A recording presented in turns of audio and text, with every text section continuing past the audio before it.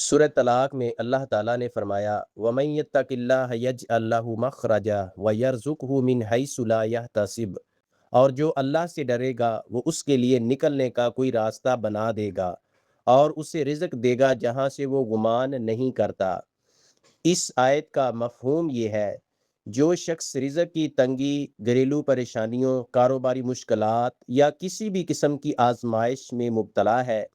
وہ قرآن کریم کی یہ آیت ہر فرض نماز کے بعد 21 مرتبہ 41 دن تک پابندی کے ساتھ پڑھے، اللہ تعالیٰ اس کے لیے ضرور آسانی پیدا فرمائے گا،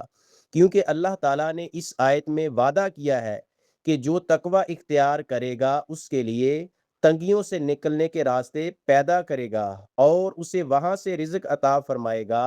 جہاں سے اسے رزق ملنے کا گمان بھی نہیں ہوگا۔ تقوی یہ ہے کہ بندہ اللہ کے احکام پر عمل کرے، گناہوں سے بچے اور ہر کام میں اللہ کی رضا کو مقدم رکھے۔ جب زندگی تقوی،